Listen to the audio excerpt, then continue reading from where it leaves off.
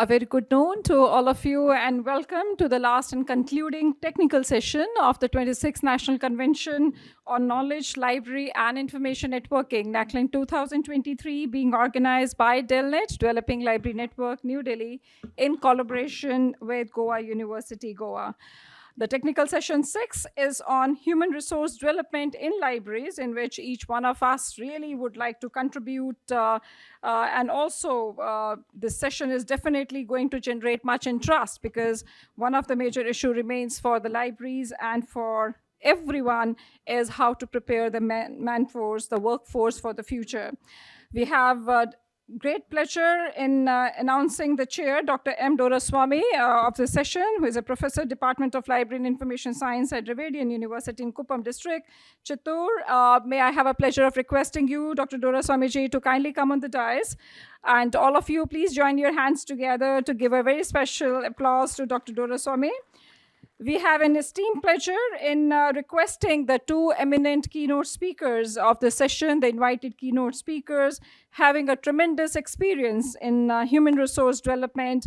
Have a great pleasure in requesting Dr. Sameer Gul, the professor, Department of Library and Information Science and librarian at University of Kashmir, Srinagar, to kindly come on the dais and take the position. Please kindly give a very big applause to Dr. Sameer Gul. Thank you very much, Dr. Sameer, for joining us at NACLIN 2023. I have a profound privilege and honor in requesting our second keynote speaker, invited keynote speaker for the session, Dr. Vivek Patkarji. Dr. Patkar, may we request you, please kindly come on the dais. We cannot think about having NACLIN without having your presence, intellectual presence, at the convention. Thank you very much for your consistent support to Delnet and to NACLINs. Pleasure in requesting now the only one contributed paper for the session, which is which has been contributed by three co-authors, Dr. Mukdiyal BG, Mr. Tupe RK, and Mr. Gajbe SS. May we request all three of you to come. I have to keep on repeating because it's happening in the past sessions that though you have been in the hall, don't shy away. You have to be there. And it's so wonderful. You should be proud of your contributions to the conference. And we really would like to also give us a chance to get to know that who are those who have contributed, the papers. So please kindly join the organizers in welcoming the chair, the distinguished keynote speakers, and the paper contributors of the session. I have immense honor and pleasure in introducing you the chair, Dr. M. Doraswamy, who is a professor and head and chairman, Board of Studies in the Department of Library and Information Science and University Librarian at Dravidian University in Kuppam, Chittoor District at Andhra Pradesh. Dr. Doraswamy has 25 years of experience in developing, managing, and disseminating information in engineering, social science, and management sectors. He has published and presented 40 papers in various national and international conferences and published 54 articles in national and international journals. Under his guidance, 30 scholars have been awarded MPhil degrees and 18 scholars there have been 30 scholars that have been awarded MPhil degrees and 18 scholars awarded the PhD. He also has prepared the course materials in LIS for distance education. Besides acting as a resource person, he has received Best Librarian Award from Acharya Nagarjuna University, Guntur in the year 2008. National Best Librarian Award, and also numerous other awards. He also has been considered as one of the top 50 outstanding librarians in India for the year 2019. He has served in a number of administrative positions such as Deputy Director, Directorate of Distance Education, Controller of Examinations, Coordinator Research and Development Cell, Chairman, Board of Studies in Dravidian University, and many more. He has been a life member of several professional bodies related to library and information science. Recognizing his stellar academic qualities, University of Pittsburgh, USA invited him to the International Conference on Universal Digital Libraries. And also prior to joining Dravidian University, he worked at VR Siddhartha Engineering College, Vijayawada, and SV University at Tirupati. Great pleasure in having you as a chair, and thank you very much for acceding to our request to chair the session, Dr. Doraswamy ji. Thank you so very much indeed. I have immense pleasure in introducing Dr. Sameer Gul, the most vibrant and outstanding professional of an international repute, who has been very kind and gracious in being there with us. Cannot thank you enough, Dr. Sameer, for being there at NACLIN 2023. Dr. Sameer Gul, much pleased and honored to inform you that he's heading the university library at the most prestigious University of Kashmir at Srinagar, and he's also the professor at Department of Library and Information Science at the University of Kashmir. Dr. Sameer Gul did his bachelor's and master's in Library and Information Science from University of Kashmir and has qualified UGC NET undoubtedly. He holds a great recognition. He holds a doctorate in Library and Information Science and has a teaching experience of nearly more than 2 decades and has been associated with many international and national bodies. He's also associated as an author with the reputed publishers, including Springer, Nature, Elsevier, Taylor & Francis, Emerald, Sage, IGI, UNESCO, and you name any leading publisher, and he would have many papers of outstanding nature which he has contributed. With an Edge Index of 7 through the Web of Science, 9 through Scopus, and 14 through Google Scholar, he is giving a tough competition, not only to the library professionals in India, but yes, indeed, at a global level. He holds a passion for scholarly writing with a cumulative JCR impact factor of 52.01. And I'm pretty sure that this has further been improvised, with his continued contributions to the field of library and information science. He is also associated as an author with the reputed journals like Scientometrics, Journal of Information Science, International Journal of Disaster Risk Reduction, Online Information Review, ASLIP Journal of Information Management, Electronic Library. And if I keep on reading, I believe, the entire time of the time slotted for the presentation will go away. Let me also inform you that he serves as a departmental journal, Trends in Information Management, as an associate editor since 2011, besides serving as a coordinator, departmental seminars and academic events. And he's also being instrumental for the UGC, the programs being run by the university. He also serves as an associate editor at the Kashmir Journal of Social Sciences, published by School of Social Sciences, University of Kashmir. Profound honor and pleasure in having you with us, Dr. Sameer Gul. Thank you so very much indeed. We have our next, keynote speaker for the session of, a professional of great standing, who always, his papers, if we really glance through, ever since the NACLIN started, always, let me take this platform also to inform you that Dr. Kaul always has been so fond of Dr. Patkar's contributions to NACLIN. And that has been the paper that he always used to wait to receive, to look into that. And I still remember he used to underline, those, the first copy of that printout, which we used to take it out. And because the reason was, as all of us are aware about it, Dr. Kaul, a great visionary, who was able to see the future. We, all of us, can only see the current. We can see the current or we can think about the past. But a man of a great stature, Dr. Kaul, he was a great visionary. And one of the things, that in Dr. Patkar's papers, he always used to look into was that, his perspectives, because always his papers carries that futuristic vision. What we are not able to envisage, that's what Dr. Patkar's contributions have always been. So it's a profound privilege, Dr. Patkar, to have you on this platform. It's an artist, effort for anyone to introduce a person like Dr. Patkar, who has immensely been contributing. And let me share with you that Dr. Patkar holds a degree in mathematics with an MSc and PhD in operational research, and all from the University of Delhi. He has been a professor of quantitative methods and operational management at ICFI Business School in Mumbai. And prior to that, he worked for almost 3 decades as an operational research specialist in the planning division of Mumbai Metropolitan Region Development Authority. Therein, he was involved in various levels. He is now an independent researcher and engaged in research on different themes besides popularizing mathematics and science, and undoubtedly also the library and information science. We may like to get a little credit from NACLIN because we have been the one that through the platform of NACLIN have repeatedly and consistently been requesting Dr. Patkar for his very gracious presence.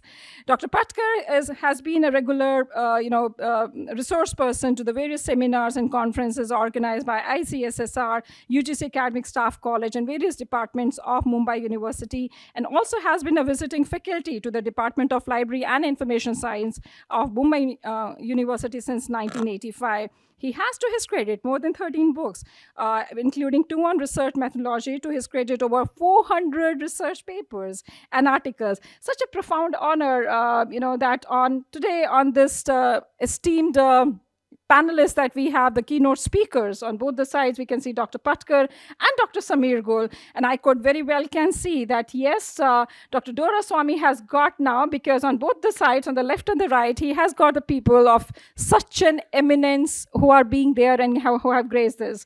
So thank you very much, Dr. Patkar, for being there. Thank you very much, Dr. Samir. And we greatly acknowledge, the presence of 3 of our library and information science colleagues who have contributed a paper of assessment of digital literacy skills among students of Sri V.S. Naik College at Rave. A study, Dr. Mukdayal BG, Mr. Tupe RK, and Mr. Gajpe SS. Thank you very much for your contribution, and we remain truly appreciative of it. I would now like to request Dr. Doraswamy to kindly start the proceedings for the session. Thank you, ma'am. Good afternoon to everyone. First, let me thanks and deep sense of gratitude Dr. Sangeeta Kaul ma'am for inviting me as a chairperson of the last technical session of NACLIN 2023 that is called Human Resource Development in Libraries. So I know that already this technical session there are 2 invited talks and only 1 paper presented. So madam already introduced about the invited speakers. No need without wasting time. Now I invite the first invited speaker, Dr. Samir Gul. He was invited talk is the trends in human resource management in academic libraries. So thank you. Now welcome to this, sir, please.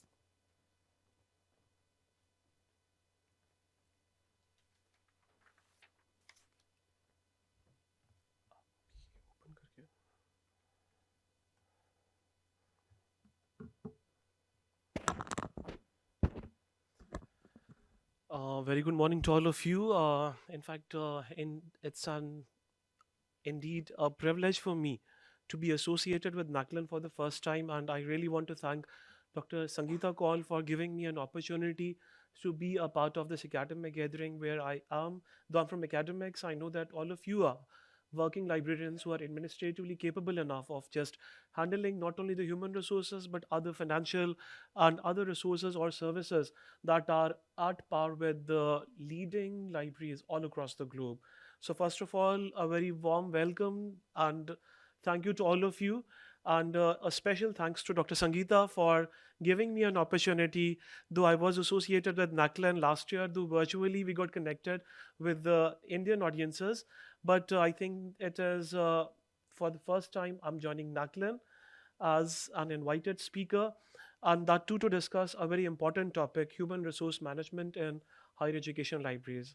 So thank you, Dr. Sangeeta, for just inviting me, and also thank the whole team of NACLIN, and especially all the volunteers from the Delnet who were extremely good enough and hospitable, especially the team that was associated at the center over there. So they're always a 1 phone call away. So it's not only Dr. Sangeeta, but I just thank all her team members for just being so good to all the participants, invited speakers, and other people over there. So when it comes to, I think, human resource management, we are supposed to take into consideration that lives have changed, times have changed. I think on the very first day, it was the inaugural session, and one of the speakers said that there is a tremendous change when it comes to the human lives. I think we can't just imagine wearing the same clothes that our ancestors or our forefathers used to wear. So maybe Amitabh Bachchan ka time alag tha, then different actors came and everyone came up with some new fashion there. So it's all about change, because change is the law of nature. But really, I feel that it's always that you are supposed to change. Otherwise, you will be outdated, you won't be accepted by the society as a human being. So true holds about you as a professional also. So when we just talk about human resource management, it's like something which basically helps us to manage human resources, that too in the current and dynamic times when technology is extremely vibrant. It has dominated every sphere of life.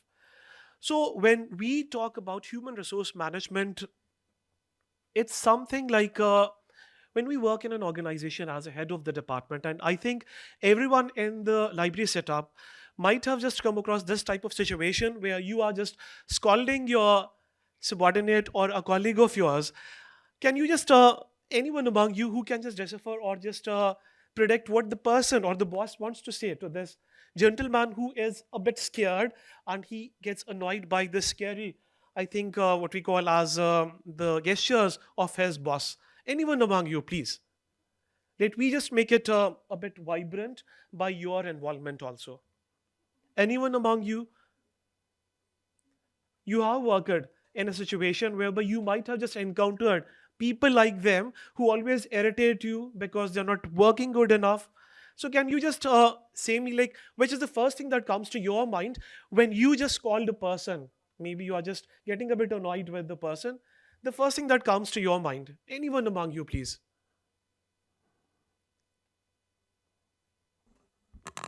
Because human resources have always been of prime importance to the academic setups or even the institutional setups. I think आप सब बहुत अच्छे हैं, आपने कभी किसी को डांटा नहीं है. So that may be the reason कि you have never just I think confronted anyone. You may be extremely good bosses who are जिनमें शायद वो a sort of like which we call an Urdu सलाहियत, बर्दाश्त करने की सलाहियत बहुत ज़्यादा है. So you may be extremely all good. So a big claps to all of you for being extremely good to the organization. So I think this is the first thing that comes to your mind. Who the hell appointed you? So कभी ऐसे बंदे भी आपके organisation में आ जाते हैं कि like who really irritate you, maybe because they're not good at their work and they're extremely bad performers in your organization. But remember one thing, when it comes to an organization, and you can't have good people always, you can't have just extremely wonderful and dynamic people always in your library setups or even in your teaching or non-teaching. So the problem is usually seen as a personal failure on part of the selector, like Falana has selected him, or he has selected him, or she has selected him.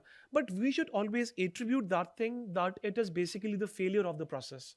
The whole selection or the recruitment process is a big failure. So it's not only the head of the department or the librarian during who like in their tenure the person might have got appointed, but we have to think right from the beginning when he submitted his form till the time he got appointed. So it's not a fault only with the selector or a boss or head of the department. I think the whole round of the people who are associated with that specific process, they should be punished. They should be just taken into account, like how they have selected an extremely bad performer over there.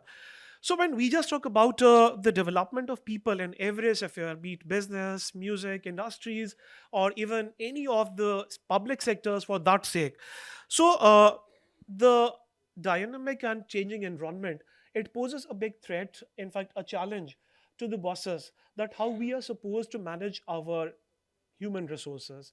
So my topic or my theme will be mainly revolving around the higher education institutions, because I'm myself involved with the same, and so you are, maybe you are from colleges or universities, but all of us are directly or indirectly affiliated with the betterment of our academic institutions.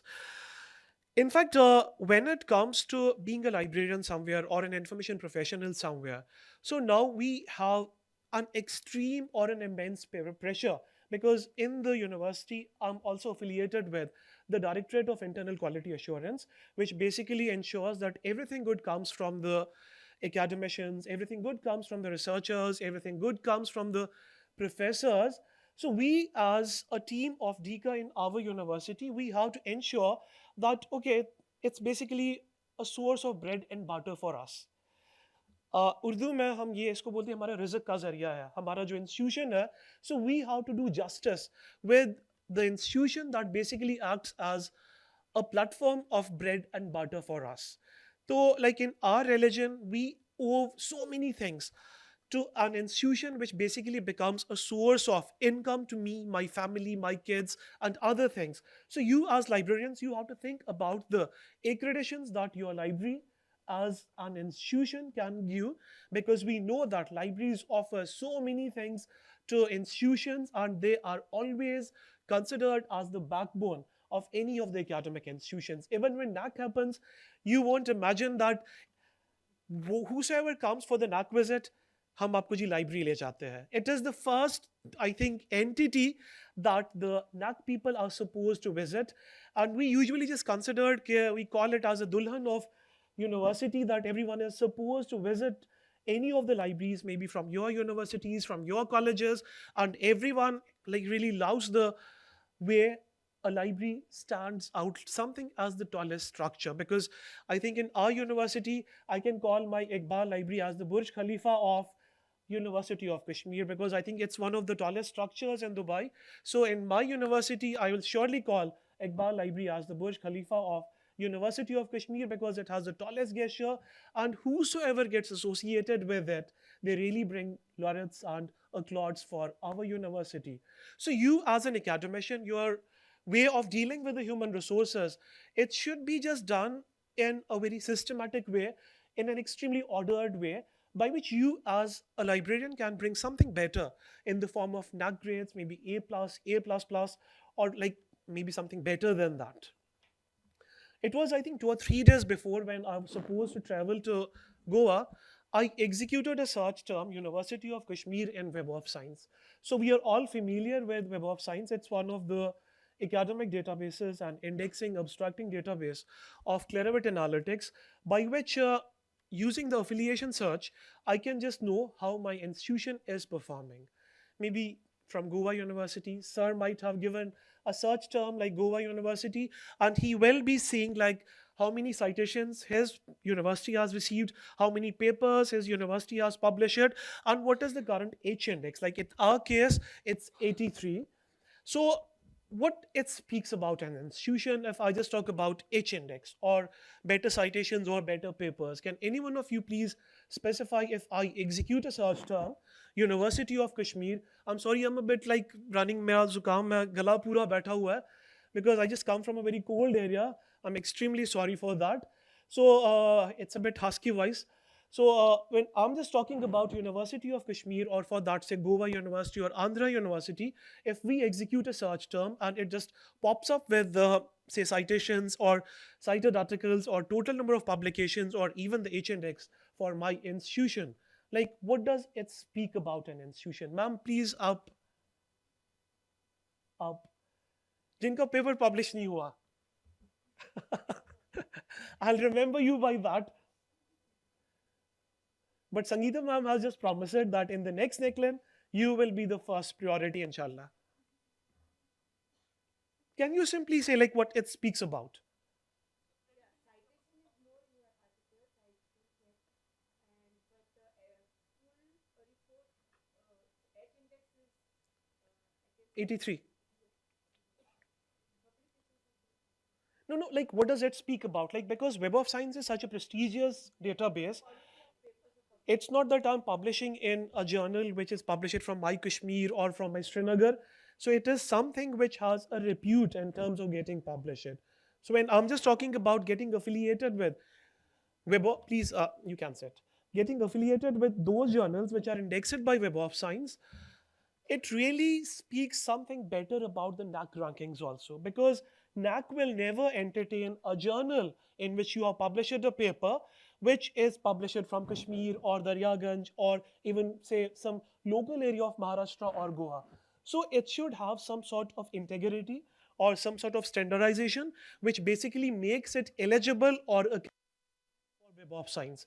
So कल को जब NAC team वाले आते हैं, whenever they visit your institution, they usually ask a librarian. आपके VC office से आपको call आ जाता है, आपके रजिस्ट्रार ऑफिस से आपको कॉल आ जाता है, मैडम और सर हमारे यूनिवर्सिटी का H index क्या है, हमारे यूनिवर्सिटी के citations क्या है. So it is all about speaking something better or the a credential outlook of your university, how your academicians, how your researchers, how your professors are performing. So better citations means better impactful is your institution. Better H-index means like it's something like Shah Rukh Khan of say what we call as academia somewhere there. And when it comes to being associated or affiliated with libraries there, we know that times have changed. I'll just say about myself when I was a kid or when I was school going student or a college going student, I was having so much of respect for my teachers, which I do still have. And even if a teacher scolded us, we used to just put our head like this and never responded back to our teacher, even if he or she was wrong. But now see how much I think volatile the students have become. Like the temperament, the tolerance level of the current generation, it's not at par with like what the predecessors used to have, because they're extremely volatile. They don't have the tolerance level in like just adjusting themselves with everyone or every time. So they always feel that we are kings and we are always right.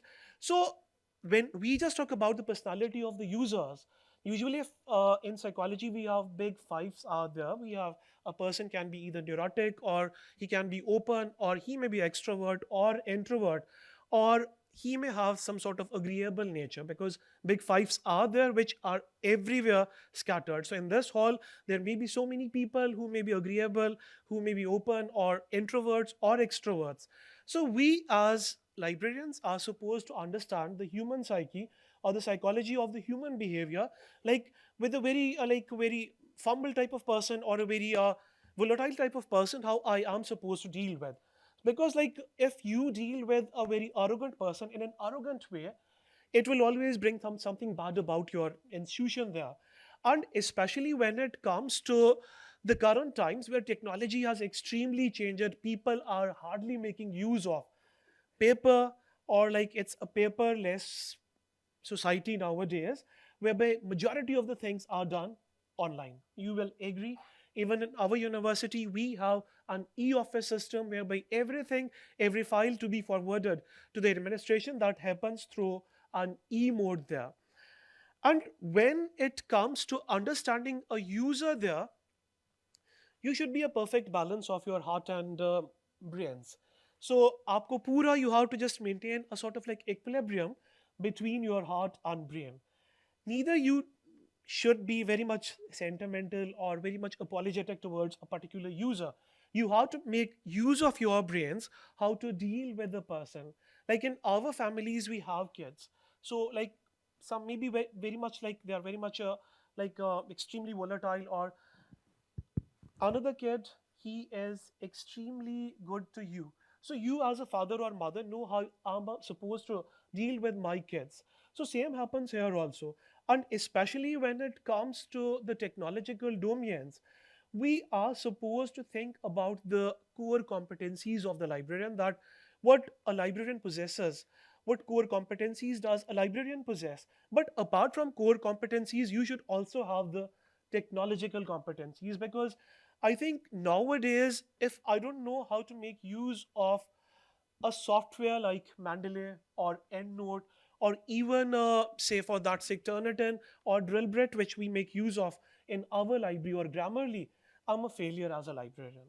So you are supposed to be involved with a technological setup where not only the core competencies that are needed by a librarian, you should also have the technological competencies that will help you to stand out of the crowd. So it's not that if you don't possess them, you are a failure. So life is all about learning. Humans always learn. We are supposed to learn from cradle to grave. Jab tak hum zinda hai, we are supposed to learn. So same happens here also, that you are supposed to get trained or get acquainted with new technologies that are pulping in the market over there.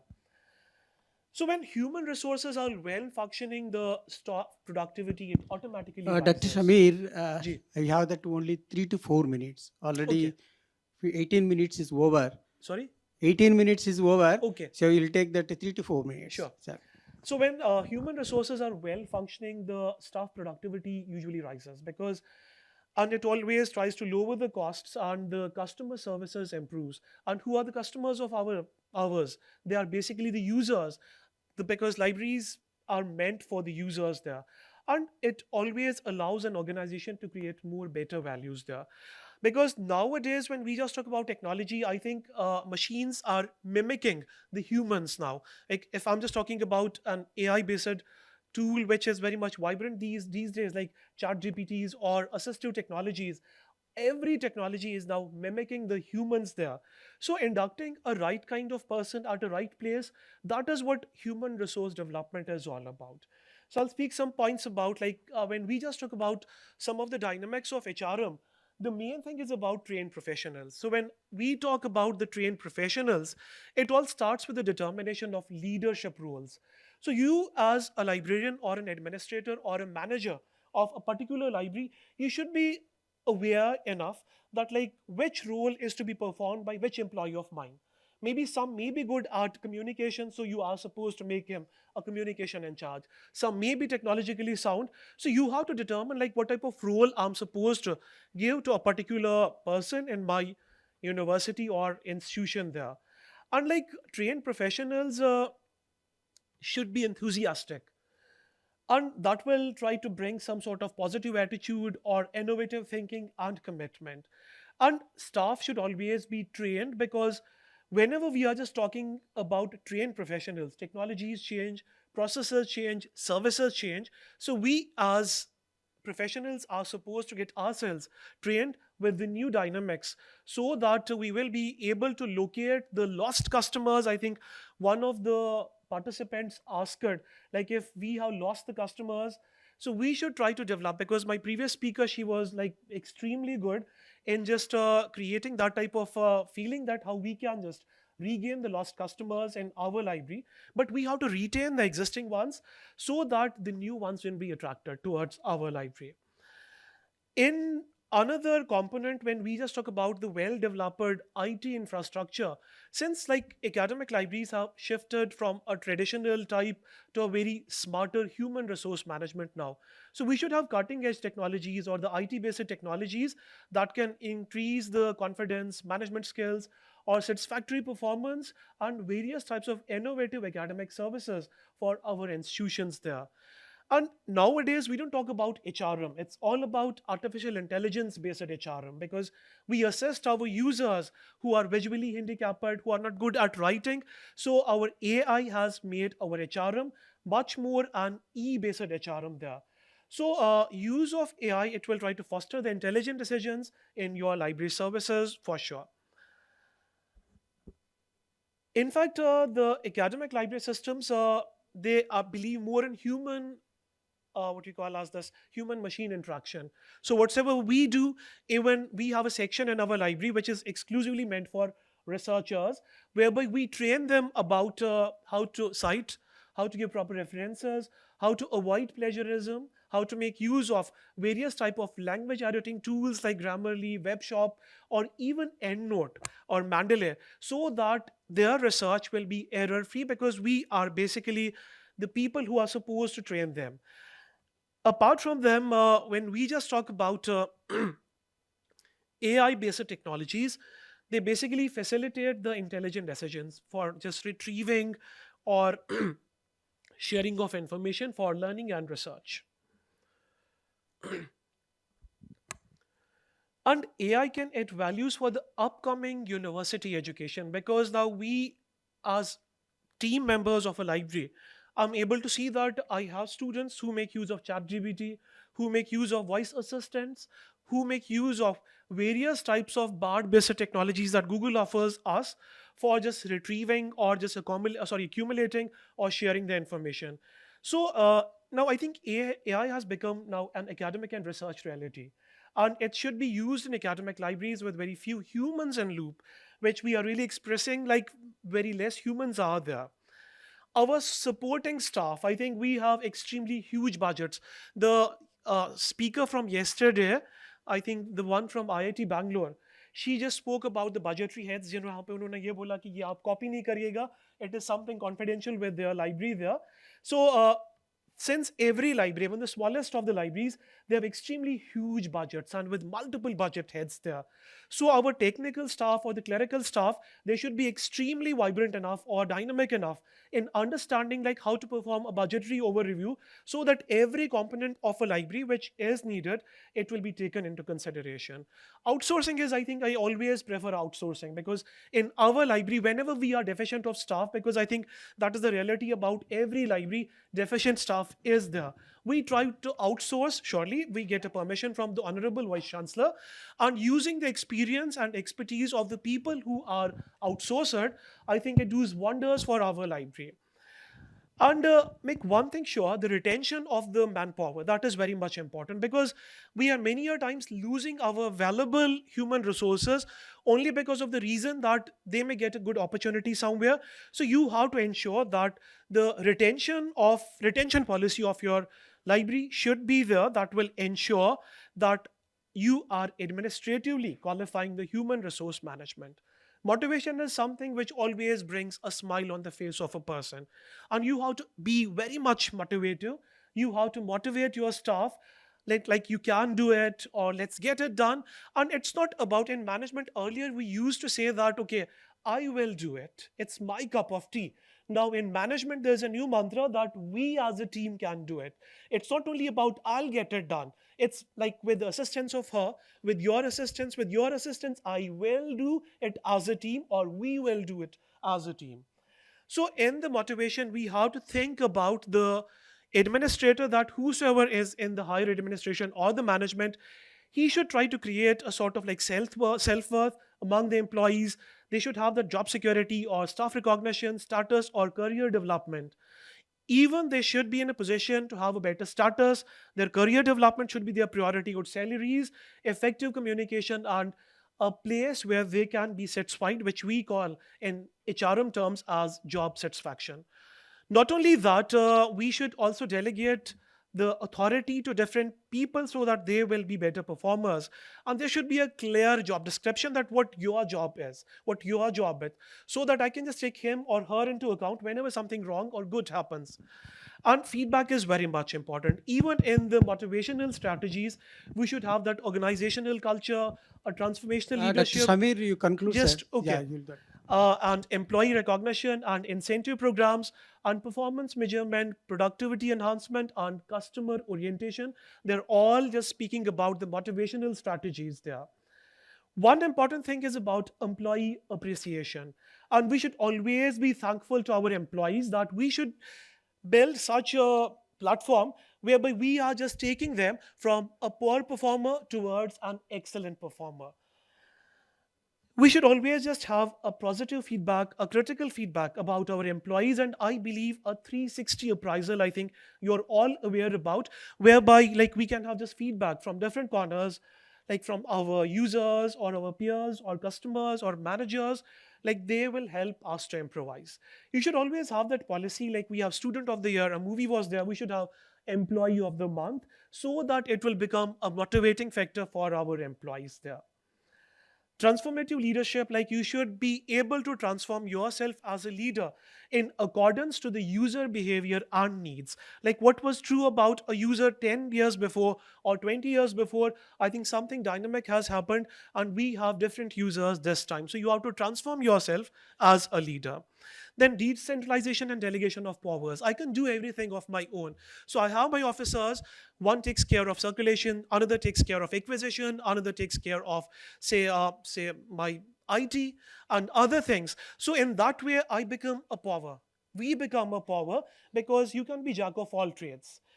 And you should also have your recruitment and selection of the professionals that should be based upon diversity. So we have n number of users. It's not only about a very normal type of users. We may have people who are specially abled. So our recruitment and selection should be done in such a way who should just take special care of the people who are specially abled. And in that way, like the collaboration, when I think ma'am has spoken about how we can just think about collaboration, new methods of communication, or access to scholarship and various types of learning methodologies need to be adopted.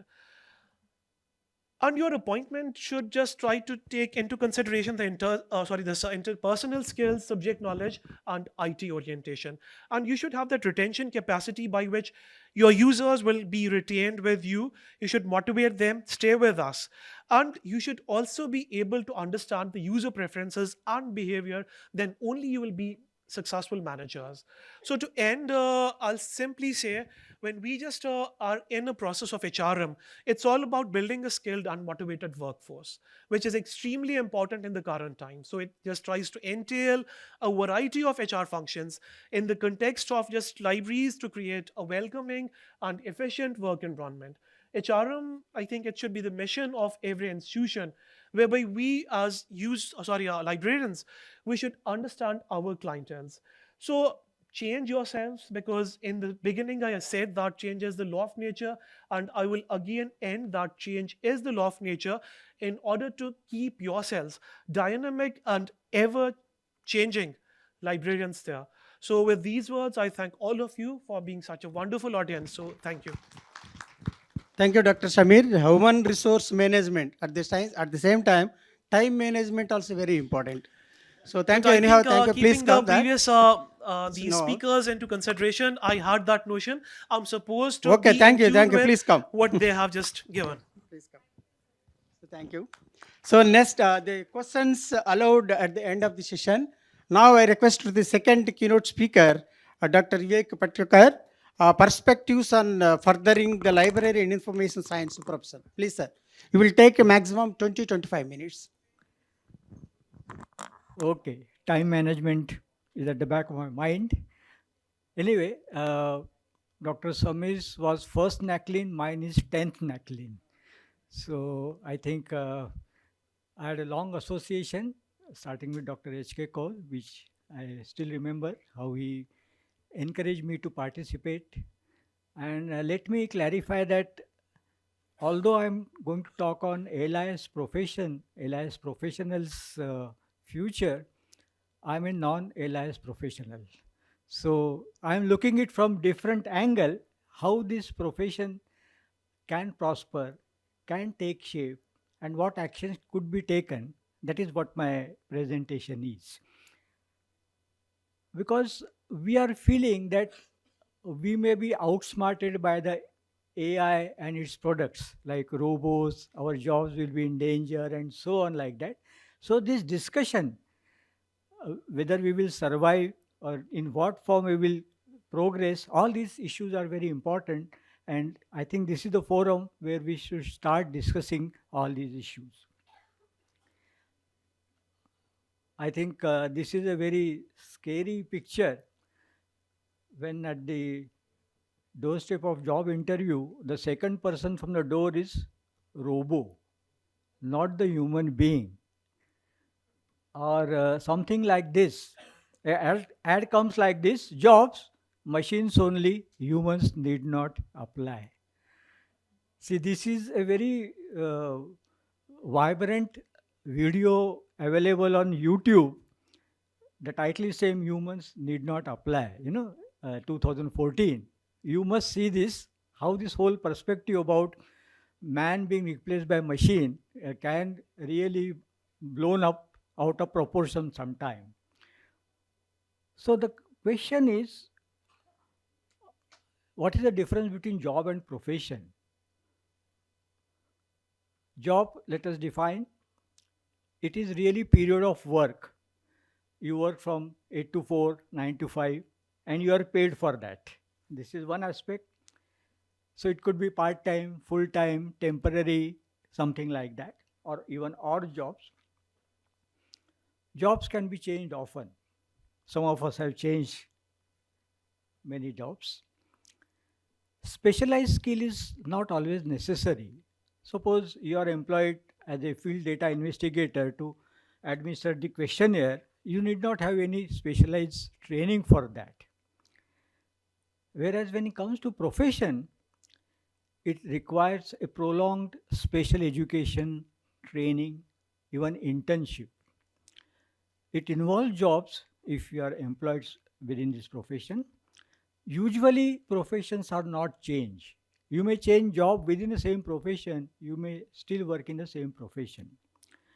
And there are norms, ethos of work given by the governing body like association, guild, or society or council like that. So those norms etc. to be followed by the professional. And related to this is a term called career. A series of jobs over working life is a career.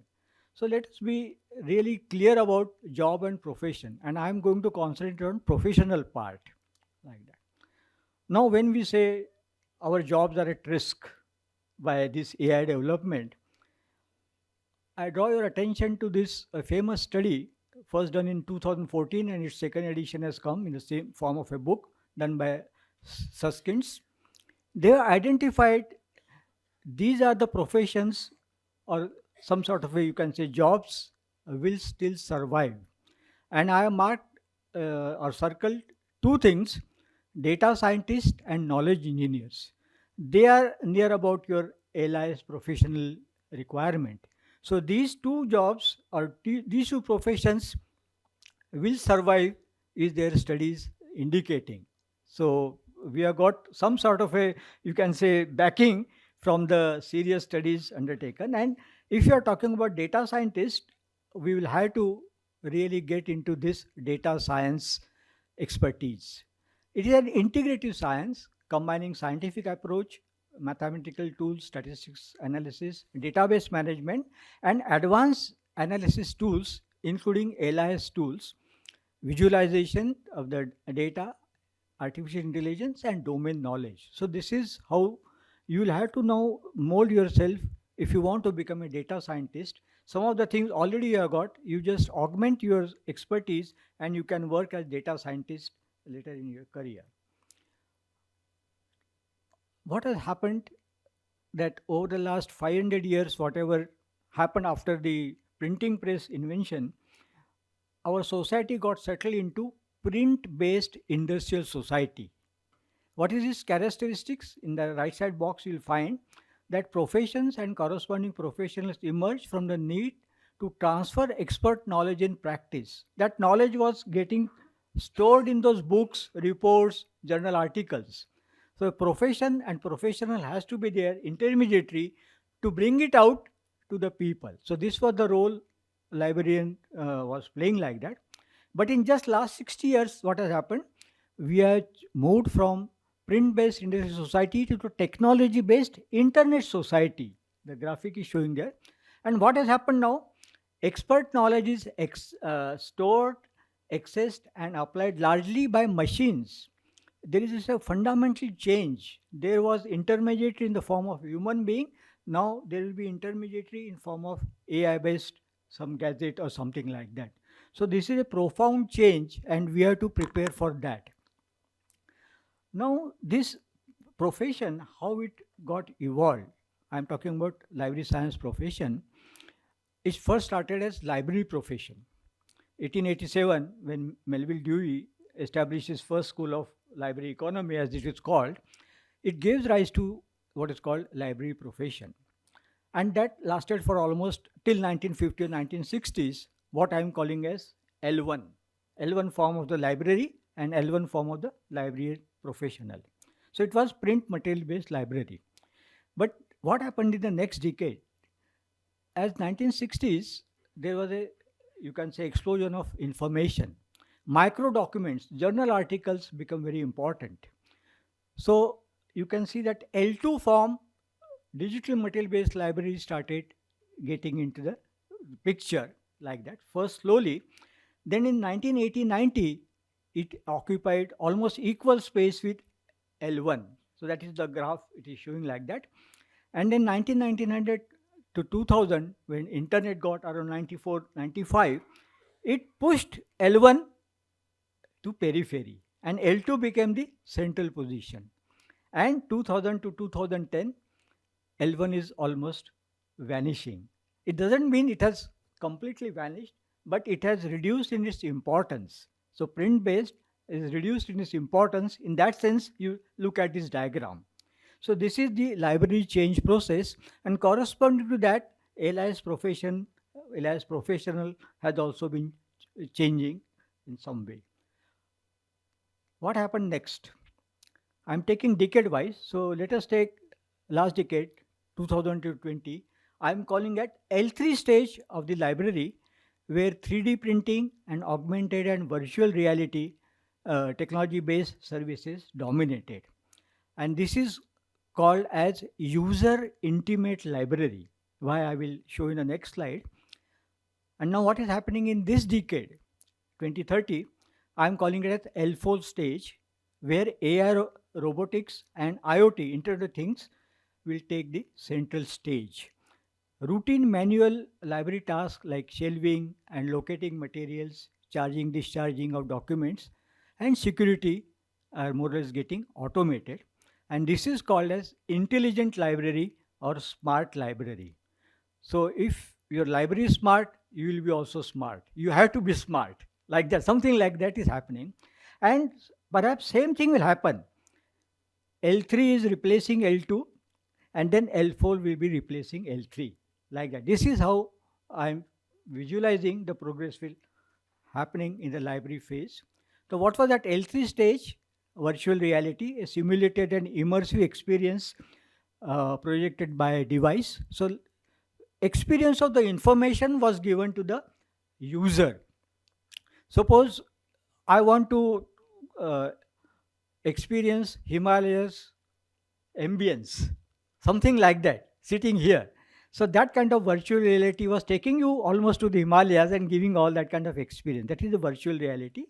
Similarly, augmented reality means both something of virtual and something of real, like that. This is the L3 stage, and L4 stage is something like this, which is perhaps frightening. That shelving is done by robotic arm, and stock taking is done by advanced robo, something like that. So perhaps this picture is the frightening part of this emerging scenario of LIS. You have seen this, that as Web 1.0, 2.0, 3.0, 4.0 had its own characteristics, corresponding library 1.0, library 2.0 got established like that. And they got a particular name, like Web 2.0, social web.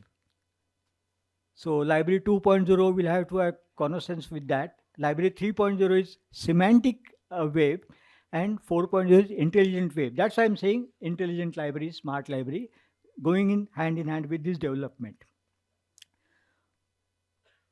What has happened to our designation? Librarian has been the traditional definition, our designation. Now it has varied. Document specialist, information broker or information manager, e-librarian, cybrarian, digital librarian, and so on. So the profession remains same, but your designations and along with that, your job description may change, but LIS profession will be at the core. Now I look at the future of LIS professional. I am listing down 6 things where I feel that you will be molding yourself. One is APO mediator. I'll be expanding on each of them. Collaborator, not only with man, but also with machine. Knowledge worker, technology assessor, digital assets manager, and creative thinker. So bottom line is be prepared for redeployment. So let us take one by one. What is this APO mediator? Traditionally, we have been intermediator. Means we were standing between resources and the user, and via media will be giving them the information they want, like that. So this was the one point. And then when ICT started bringing in, we took diametrically opposite stand. We are neutral player. This is technology, this is the software, you use it like that. Don't ask me anything, something like that. So standing aloof from the user.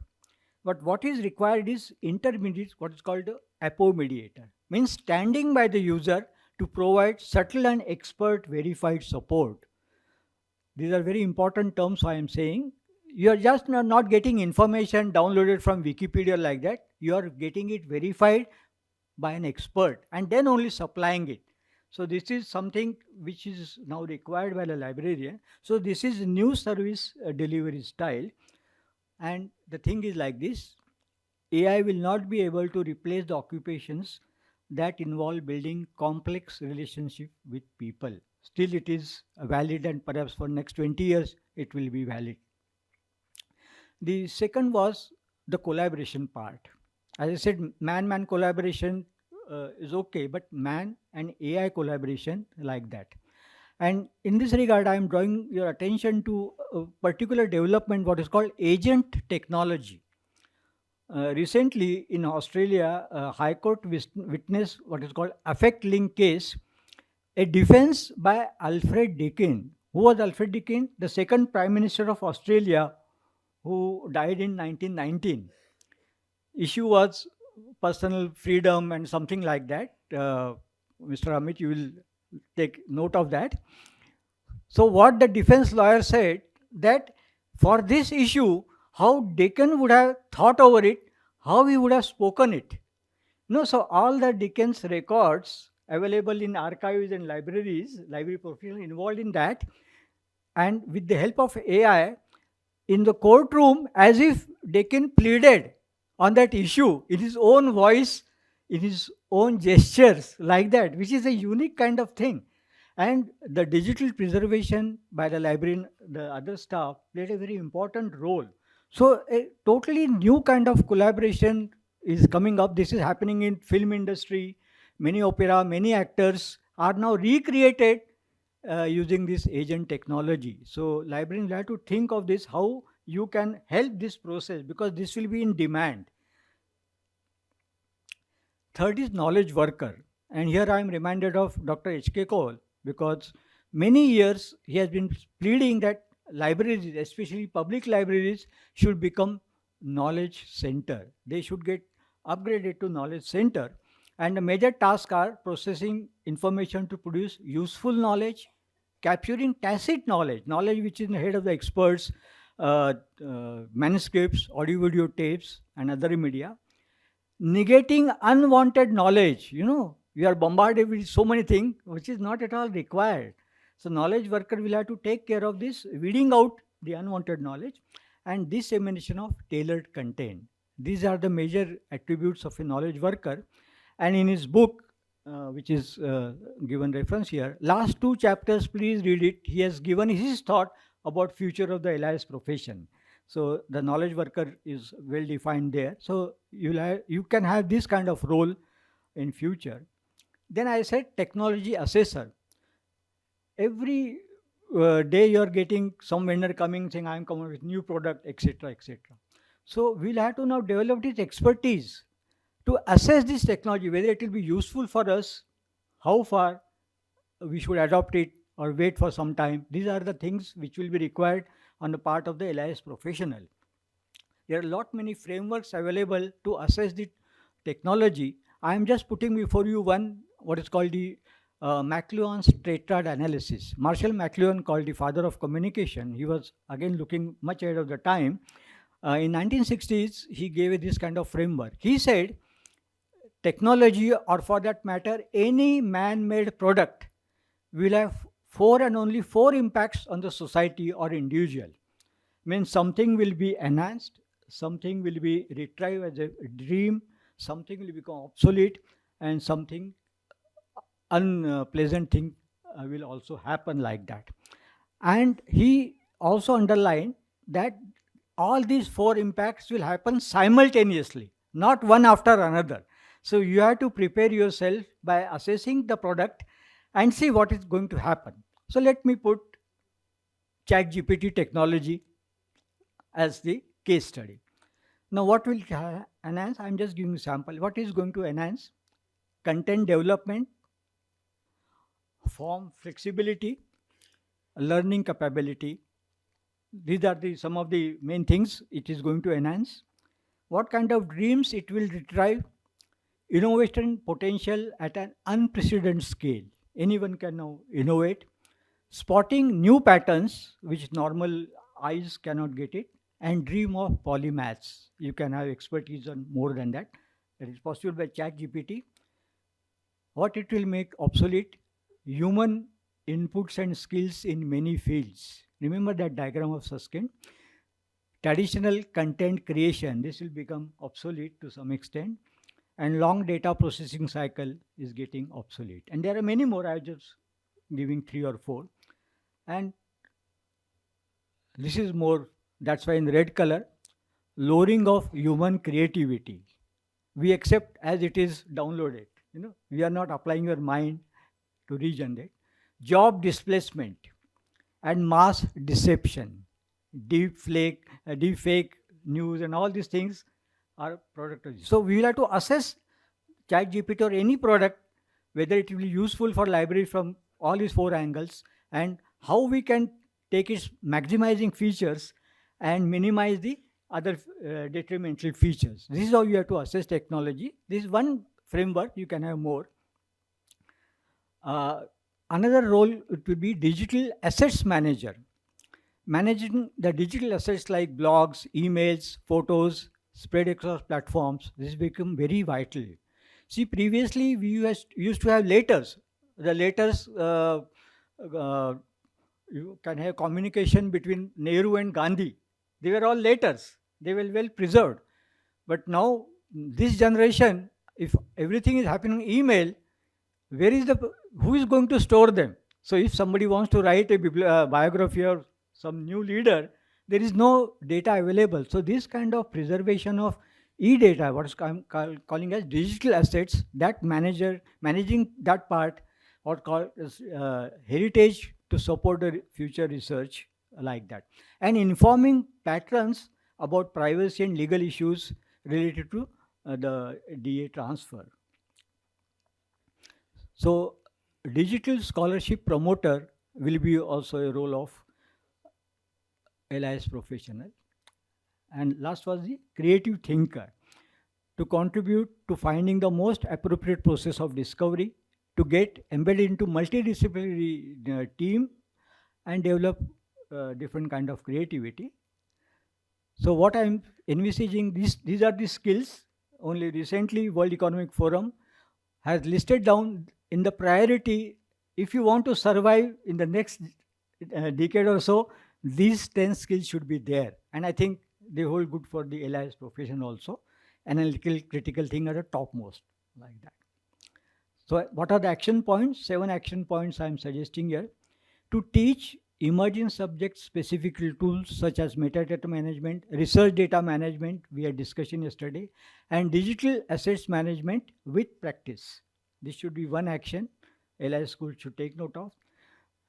LIS professional should be trained in AI literacy along with technology literacy, analytical thinking, and creative thinking.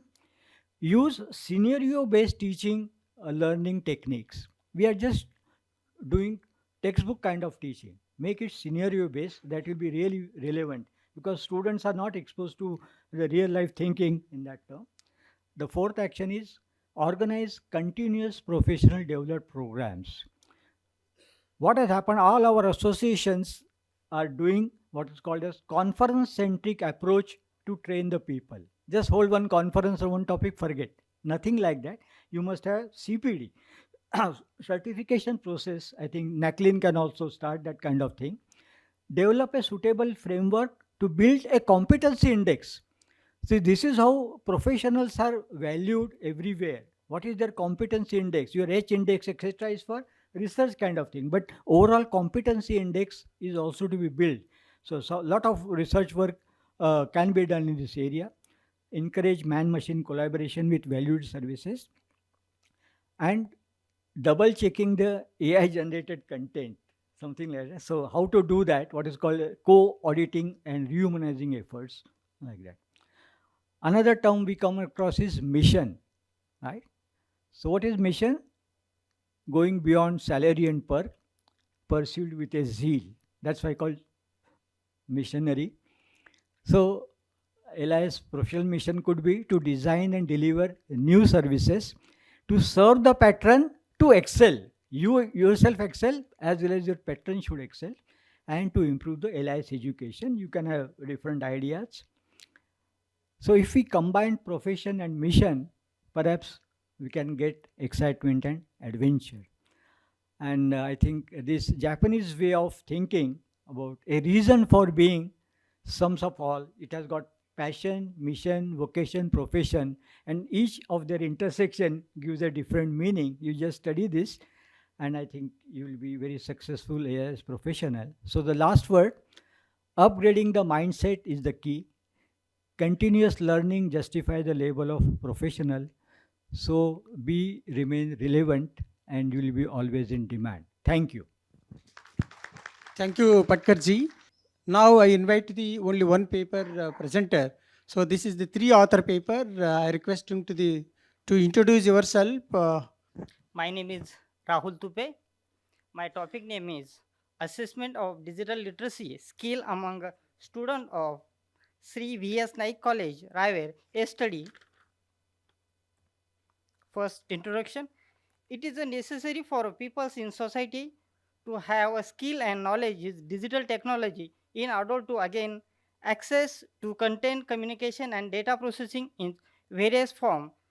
Critical and moral thinking to enhance the capacity of individual in using a media and digital technology for almost benefit. As a result, digital literacy has been separated as a essential learning skill of every citizen in the 20th century. Definition analysis, scope and limitations. The scope of the study is limited to Arts, Commerce and Science College, student of Sri V.S. Naik College, Raivere. Objective of the study, to identify the digital literacy skill of the student, to discover the use of different user groups towards digital literacy, to evaluate the knowledge of digital literacy among the student, to find out the difficult faced by the student while using ICT tool. Methodology. This study of the research use questionnaire-based survey method. As the details will be structure, questionnaire was designed and distributed to the Arts, Commerce and Science College, student of Sri V.S. Naik College. Out of 116 respondents, 142 questionnaire were written, duly filled in by the student. The calculated data were classified, analyzed, and tabulated by using a various statistical methods. Concludes by the respondent, 65.49 were female students, 83.10 respondents are aware of digital literacy. All the respondents 100% use of Google search engine, and it is highly preferred by all the respondents. Majority of the students were familiar with internet, social networking sites and website. 65.49 of the respondents are aware of Google search, Google Scholar of find required information, and 92.96 respondent has responded that digital literacy in beneficial in today digital era. Thank you. Thank you. I appreciate you will finish within 3 to 4 minutes. So now the floor is open to discuss, to ask any questions. Sir, this is in reference with the Dr. Samir Gul, sir. So thanks, sir, for your wonderful presentation regarding this HRM. I'm really enlightened with your words. But can we rethink the entire human resource management system and views of the performance measurement system with 22 core elements of performance measurement software like LibQual or LibQual Plus, etc. Because actually LibQual is a web-based technology or web-based tool through which actually it incorporates with 22 core elements, and in three major categories. Number one is effect of services, which is recognized as AS, with 9 questions on different parameters regarding library staffs, assurance, their empathy, and as well as their performance and their responsiveness.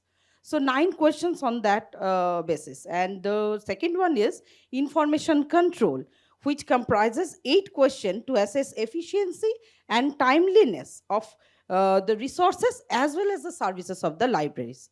And number 3 is library as a place, that is LP, which consists 5 questions to seek feedback from the users in regards to infrastructure, physical space, and comfort. So these are the 22 core elements. Can we actually train our human resource with these skills so that they can achieve this? Actually, I'm very much in line with our respective Patkar sir. Sir, actually, your competency index can create with this 22 core parameter, and you are much more with enriched with the money matter. Then we can use LeapQual Plus and LeapQual Plus Plus. But the LeapQual is the only for the basic level, and it is free.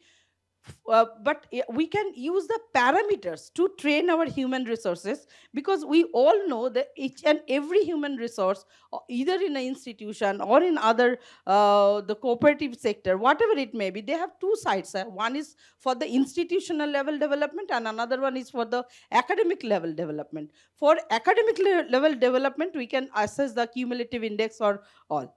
But for the infrastructural and the institutional level development, we may use this LeapQual parameters. So we may rethink the entire human resource management under the views of these parameters. This is my kind. Yes, sir. Thank you so much, ma'am, for the appreciating words. In fact, one of my scholars, he is working this time on LibCall and LibCall Plus survey call also, because that basically takes into consideration the feedback mechanism in the perspective of services that a particular library provides. So even if you are making use of LibCall or LibCall Plus or Plus Plus or even survey call, you are supposed to understand the dynamics of human resource management. So there are parameters on the basis of which we can just evaluate a person, that whether he is a good performer, a bad performer, or an average performer, so that the same can be made applicable somewhere else if it needs to be rectified somewhere or he needs to be rectified somewhere. But using LibCall as a base, I think that will do tremendous things for you. Taking even the motivational strategies that I discussed about, or the transformative leadership, or even like we just talk about feedback, that is one of the components of my presentations, as well as what is offered through LibCall. So we also have even the mechanisms like 360-degree appraisal feedback, which is very much prominent in the management institutions there. So using LibCall can be one of the dynamic things, but provided that it should be just adhered with a particular institution through like letter and spirit, with dynamics and with an assurance that we are really just trying to make something better for our institution with the aid or assistance of LibCall, because it also helps us to recognize the gray areas that our library possesses or it still has. So I think it will do wonders if we are trained enough, because ultimately my scholar, it almost took him, I think, 7 months to understand the dynamics of LibCall, like how that specific LibCall strategy works. But ultimately, when he was able to understand, he did a study on the universities of Kashmir and Jammu. And ultimately, he came up with so many gray areas that are still prevalent, that only could be understood with the, I think, with the mechanism of the LibCall, which basically helps us to strategize the human resource management in a better perspective. Thank you, sir. Actually, ma'am. I'm not talking about the strategies lying behind this LeapQual and LeapQual Plus Plus. That I'm not going to this technical part. Fine. For this human resource management, in a reverse way, can we follow the parameters only? Yes, I'm simply That just is telling, my- yeah, that if we use those parameters for Yes. the betterment of the training procedure or the quote and unquote human resource management procedure, that will be much easier than this by Exact- following these strategies and all. Exactly, ma'am, because using LibCall as basically a strategy or a tool for HRM, I think, because even in management, we have so many, I think, principles that basically govern the HRM, but governing human resource management from the library perspective, because this tool was developed by ARL, I think it was ARL that developed this LibCall, and they have taken into consideration the psyche and the philosophy of a particular library, by which some parameters have been just developed so that you can just attain a better HRM. So for that sake, I will always say yes for LibCall to be inducted as HRM tool. Okay. Okay, sir. Krishnamurthy, sir. This is a question for again Professor Samir. Sir, human resources and library resources, they are the interlinked in Yes, the sir. context of library environment. Yes, So, for example, in your university, if you have a 5 lakhs collection or 8 lakhs collection, maybe 10 people library staff. This you can manage 8 lakhs collection, but these 8 people you cannot manage. Exactly. This is the general pandemic of all university library and college libraries. So you this all your nothing will work. Your theory and all these things. That practicality, many libraries. I tell you, a few universities in Karnataka, absentees, drinkers, union leaders, they're all in the library. If you go and ask the management, okay, you take it this guy to library. We are very happy to accept that because number is required. The service-wise effect. This is the reality of the human resource management in libraries.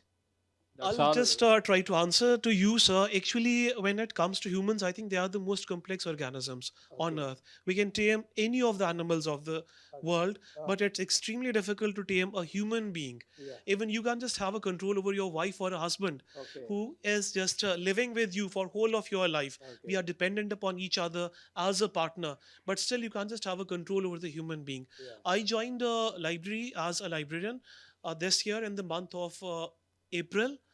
But what I immediately did there, I decentralized the things there. So every human being that I really felt that he possesses some skill or she possesses some skill, I inducted the duty or assigned a particular job to him. So it's all about how you deal with a particular person. It's not about being a supreme or a very type of that Hitler type of person in a library, because things will never work when you are an administrator.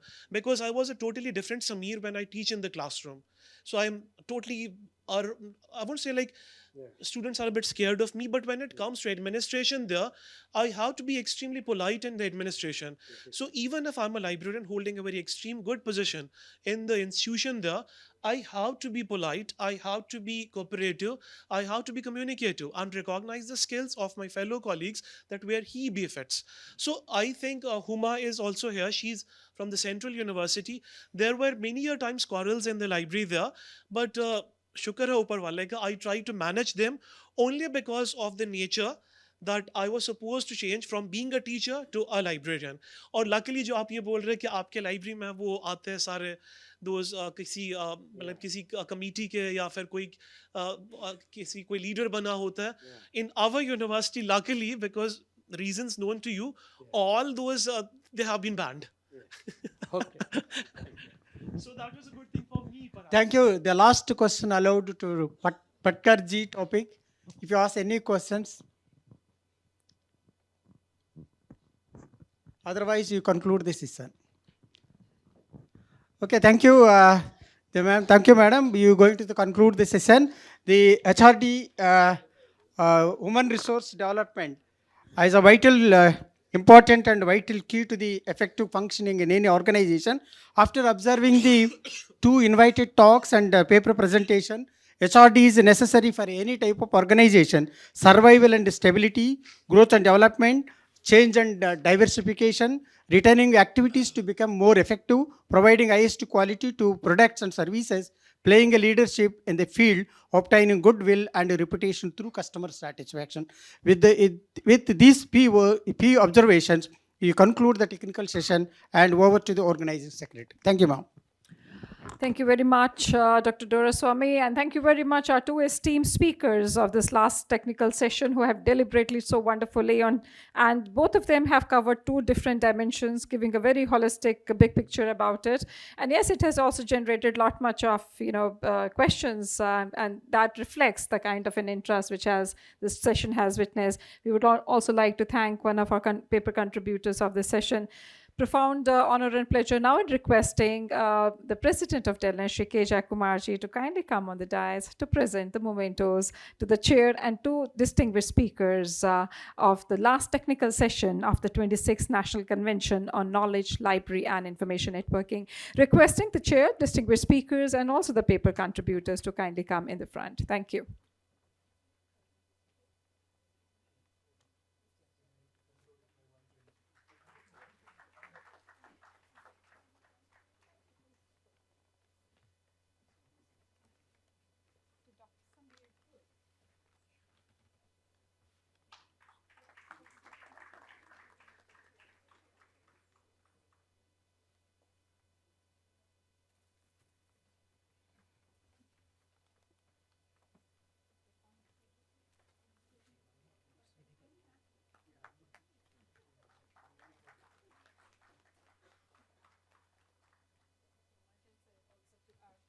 Presenters and the papers are yes, yeah.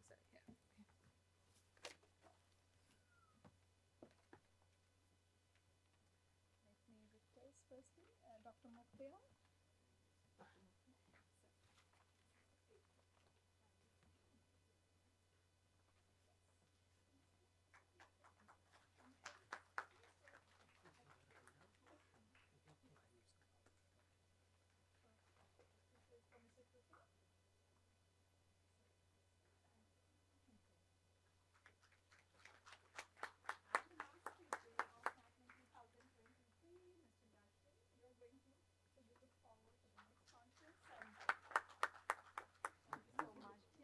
So with this, we conclude the last technical session of NACLIN 2023.